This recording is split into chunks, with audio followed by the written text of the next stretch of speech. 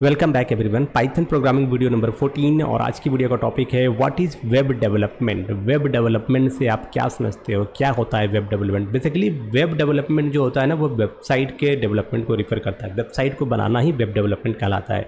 जो वर्ड है ना web word has been taken from the spiders web because of the analogy that like web is connected. Similarly, website are also connected to each other through the internet. What is the history of web development? देखो यार, इन 1989 में जो proposal था world wide web का ये आया हुआ था और 1991 में हमारा फर्स्ट वेब पेज क्रिएट हुआ था एंड 1993 में ना जो पहला जो ब्राउज़र था मोज़ाइक ब्राउज़र वो लॉन्च हुआ था और इसी ब्राउज़र पे हम क्या करते थे, अपने वेब पेज को एग्जीक्यूट करते थे, रन करते थे। 1995 में इंट्रोडक्शन हुआ आपके जावास्क्रिप्ट का और यहाँ से आपकी पूरी की पूरी वेब डेवलपमेंट की कहानी ही बदल गई।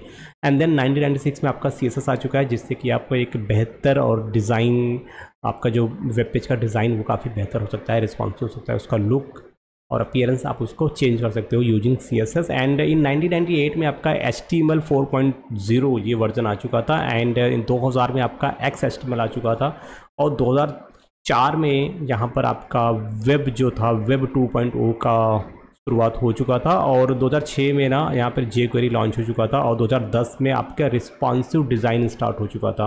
ओके एंड 2015 में आपका HTML5 आया था, जहाँ से आपका पूरा का पूरा जो फ्रंट एंड टेक्नोलॉजी था एकदम चेंज ही हो गया था। ओके अब आपके जो आपका वेब डेवलपमेंट होता है ना, इस प्रोसेस में तीन सबसे मेन जो पिलर होते हैं। पहला होता है आपका HTML, जिससे कि आप अपने वेब पेज का स्ट्रक्चर तैयार करते हो। ओके दूसरा आपका होता है जावास्क्रिप्ट की हेल्प से ना आप अपने जो भी वेब पेज है उसमें आप बिहेवियर ला सकते हो, उसमें आप लॉजिक इंप्लीमेंट कर सकते हो। और जो आपका CSS होता है, इसकी हेल्प से आप अपने लेआउट को रिस्पॉन्सिव और उसको थोड़ा सा उसमें डेकोरेशन आप कर सकते हो। ठीक है, तो ये तीन पिलर आपके इंपॉर्टेंट होते हैं वेब डेवलपमेंट के। अब हाउ वेबसाइट वर्क कैसे करता है, देखो बड़ा सिंपल है। जो भी बंदा ब्राउज़र पे बैठा होगा, जो भी यूज़र ब्राउज़र पे बैठेगा, पहले ब्राउज़र के थ्रू वो रन करेगा हर एक चीज़ को। ठीक है, तो ब्राउज़र के थ्रू वो सपोज अगर उसने google.com URL बार में ये एड्रेस लिखा और इंटर प्रेस किया तो एक रिक्वेस्ट गई सर्वर के पास कि भाई ये एक बंदा है, इसकी ये IP एड्रेस है और इसी IP एड्रेस पे हमें एक रिक्वेस्ट भेजना है गूगल पेज का,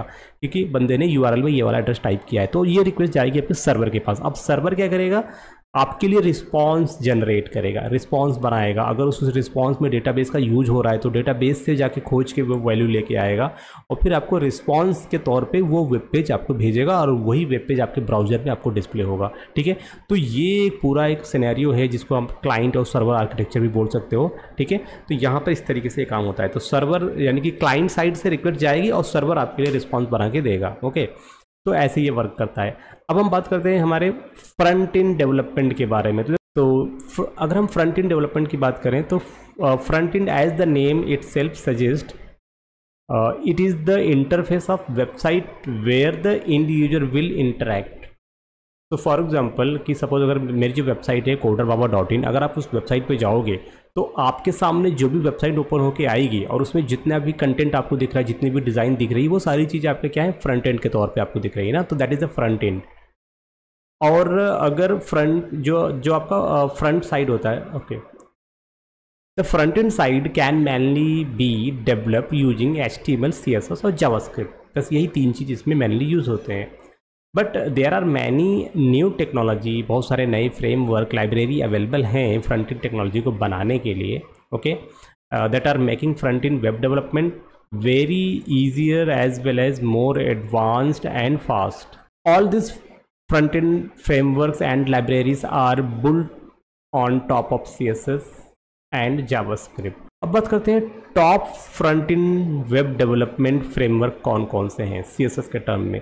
तो आप बूटस्ट्रैप यूज कर सकते हो, फाउंडेशन यूज कर सकते हो, साथ ही साथ आप बूमला यूज कर सकते हो, टेलविन CSS यूज कर सकते हो, सिमेंटिक UI यूज कर सकते हो। बहुत सारे यहाँ पर आपको लाइब्रेरीज और फ्रेमवर्क्स दिख जाते हैं CSS से रिलेटेड, जो कि फ्रंट एंड में आप इसको यूज़ कर सकते हो। ओके, अब हम बात करते हैं जावास्क्रिप्ट के कौन से फ्रेमवर्क ऑफ लाइब्रेरीज अवेलेबल हैं। तो सिंपली आप रिएक्ट पे काम कर सकते हो, एंगुलर पे काम कर सकते हो, Vue.js पे काम कर सकते हो, jQuery पे काम कर सकते हो और भी बहुत सारे आपको जावास्क्रिप्ट के फ्रेमवर्क मिल जाते हैं जिनसे आप क्या कर सकते हो, फ्रंट एंड डेवलपमेंट को बना सकते हो।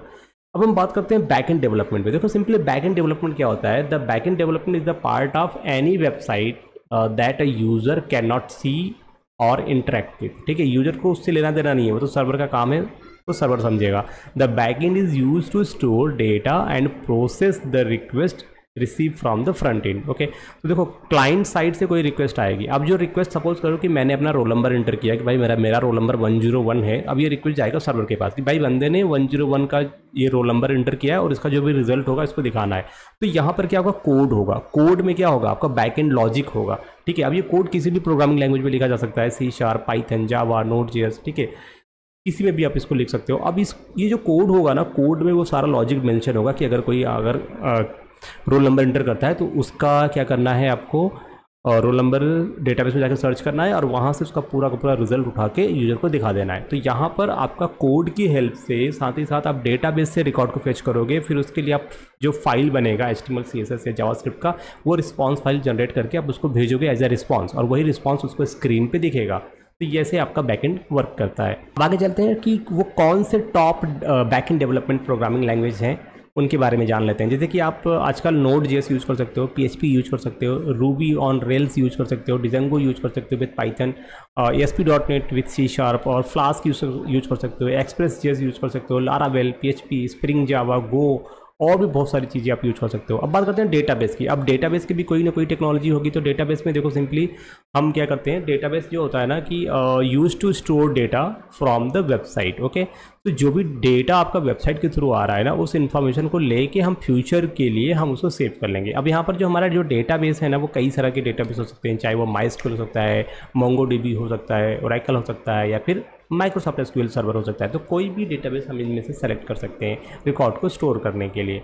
तो for example if you want to store data जो कि आपके एक वेब पेज से आ रहा है, जिस वेब पेज पे आपके काफ़ी सारे फील्ड बने हुए हैं, एक फॉर्म बना हुआ है जहाँ पे आपको अपना नाम, mobile number, age, address, city, country, ये सारी चीज़ें अगर आपको इंटर करना है। इंटर करने के बाद जब भी आप इस फॉर्म को सबमिट करोगे ना, तो बेसिकली जो भी आप डेटा इंटर करोगे वो कहाँ से करोगे, वो फ्रंट एंड से करोगे। ठीक है, एक फॉर्म के थ्रू, जो यूजर को एक फॉर्म दिखेगा उसके थ्रू करेगा।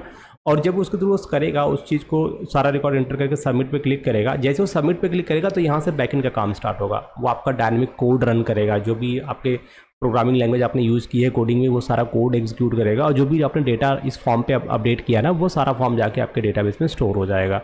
ओके, अब जरा डेटाबेस के टाइप के बारे में बात कर लेते हैं। देखो वैसे तो काफ़ी टाइप के डेटाबेस हैं, पर मेनली जो टाइप है वो एक है आपका रिलेशनल डेटाबेस, दूसरा आपका आ जाता है नॉन SQL डेटाबेस। तो जो अगर रिलेशनल डेटाबेस की बात करें तो यहाँ पर आपके कई सारे डेटाबेस सॉफ्टवेयर मिल जाते हैं, जैसे कि MySQL, PostgreSQL, Oracle database, MySQL server database. Okay, अगर हम NoSQL डेटाबेस की बात करें तो इसमें MongoDB आपको दिख जाता है।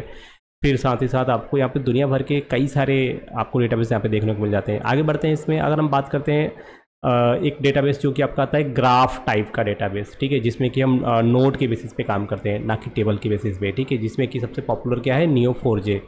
फिर उसके बाद ArrangeGo DB आ गया आपका। फिर उसके बाद ऑब्जेक्ट ओरिएंटेड डेटाबेस भी आपका है यहाँ पे, जिसमें DB40, ऑब्जेक्ट DB और भी तरह की डेटाबेस इसमें हैं। और साथ ही साथ आपका एक आ जाता टाइप जो कि है टाइम सीरीज डेटाबेस, जिसमें कि आपका InfluxDB और टाइम स्केल DB यूज़ होता है। और एक आ जाता है आपका NewSQL डेटाबेस, जिसमें कि आपका कॉकरोच डेटाबेस यूज़ होता है और TDB आपका यूज़ होता है। तो this are the type of database जो कि हम अपने टेक्नोलॉजी में यूज़ कर सकते हैं। So thank you so much for watching my video. मिलते हैं नेक्स्ट वीडियो में, तब तक के लिए take care, bye bye and don't forget to subscribe my channel.